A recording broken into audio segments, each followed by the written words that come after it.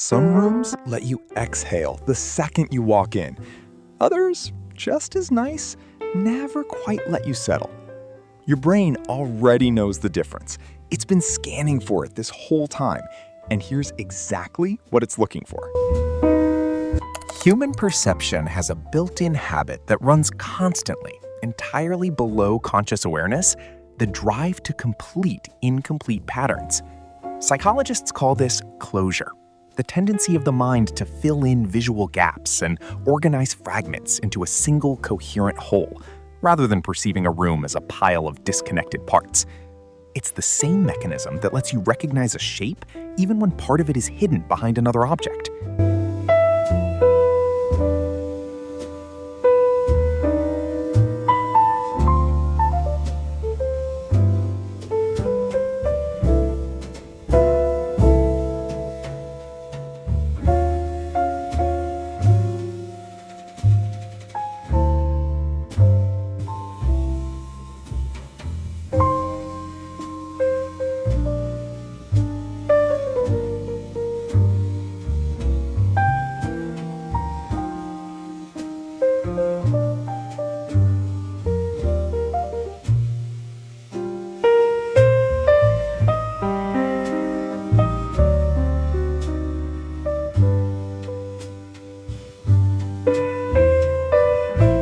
Misalignment is one of the most common sources of unresolved tension in a room, and also one of the least consciously noticed because it rarely announces itself directly.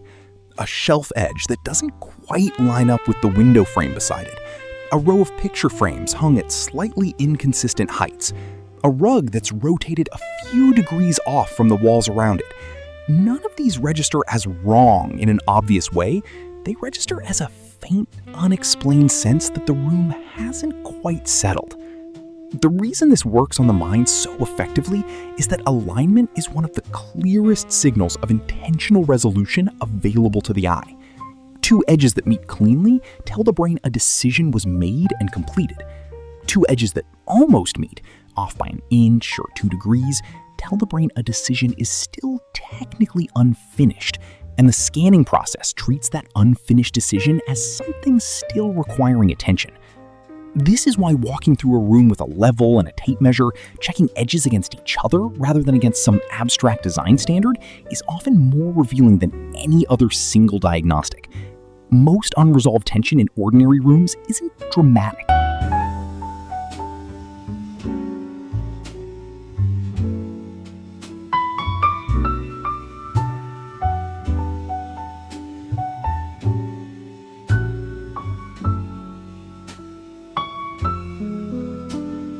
An orphaned object is anything in a room with no clear visual or functional relationship to anything else nearby.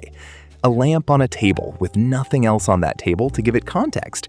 A single chair positioned in open space with no wall, no grouping, no purpose it visibly serves. The object itself might be beautiful. The problem isn't the object. It's the unanswered question it silently raises every time the eye lands on it. Why is this here alone? This connects directly to the closure principle, because an orphaned object is a piece of visual information the mind can't successfully group into a larger coherent pattern. It sits apart, ungrouped, and the scanning process keeps returning to it, testing different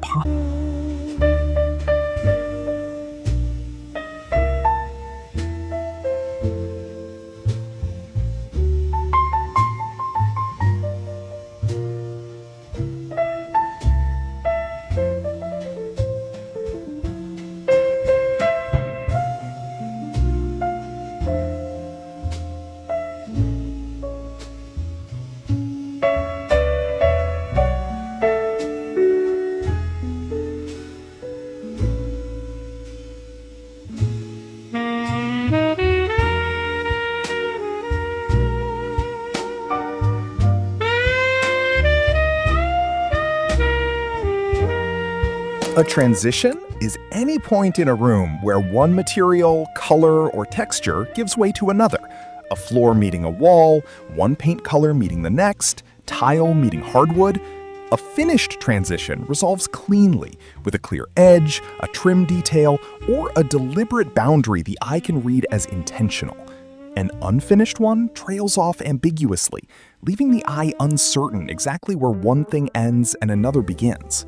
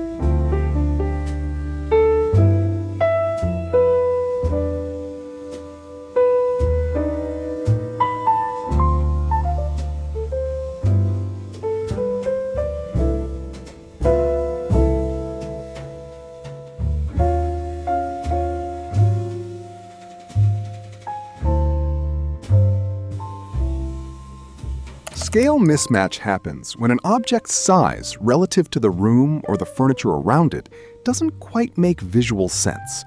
A too small rug that leaves furniture legs stranded off its edges. A too large piece of art that overwhelms the wall it hangs on. A coffee table noticeably out of proportion with the sofa beside it. Like misalignment, this rarely registers as a specific, nameable complaint. It registers as a room that looks fine in photographs and slightly wrong in person. The reason scale mismatches create tension connects back to the same closure mechanism running throughout this entire topic. Correct scale signals a considered relationship between objects. Mismatched scale signals that the relationship was either never fully worked out or was compromised by convenience, the rug that was available rather than the rug the room actually needed. The eye can sense this gap between intention and execution, even without being able to name the specific measurement that's off. Rug size is the most common offender by a wide margin, and also the easiest to fix.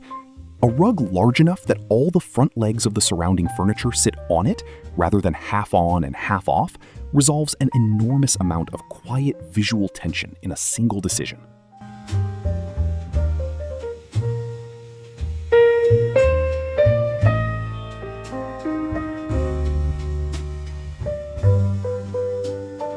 Perfect symmetry resolves the eye completely.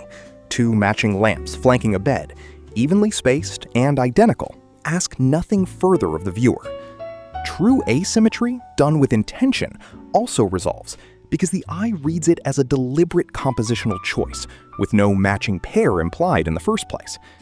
But near symmetry, the accidental middle ground between these two, creates the most persistent, unresolved tension of all three options.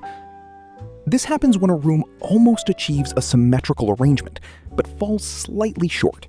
Two side tables of noticeably different heights, two curtain panels hung at inconsistent widths, two matching chairs positioned at subtly different distances from the object between them. The eye detects the implied intention towards symmetry, and then detects its failure, and the mind can't decide whether to read the arrangement as intentional or accidental. That unresolved question sits in the room indefinitely. This is why a design choice that seems minor, buying two side tables from the same collection rather than two similar but different ones, resolves more tension than most people would predict. It isn't really about matching furniture. It's about removing the ambiguity of an intention the eye can't confirm was actually completed.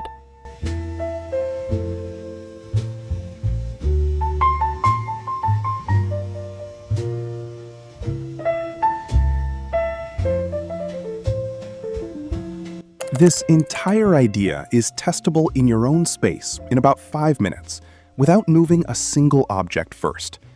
Stand in the doorway of any room and let your eyes travel slowly across it, corner to corner, and simply notice where your gaze snags, pauses, or returns to something a second time without an obvious reason. Those snag points are almost always the exact locations where something isn't fully resolved. A misalignment, an orphaned object, an unfinished transition, or a near miss at symmetry. Once you've identified 2 or 3 of these spots, the fix is rarely expensive. It's almost always a small correction, moving an object 2 inches to align with something nearby, grouping an isolated item with something it can relate to, replacing one mismatched piece so a near symmetrical pair becomes an actual one. None of this requires new furniture or a larger budget. It requires noticing what your eye has already been quietly flagging the entire time. Do this walkthrough once, correct what you find, and then stand in the doorway again. The exhale, if the corrections actually resolved what was catching your eye, tends to arrive almost immediately because the scanning process finally has nothing left to search for.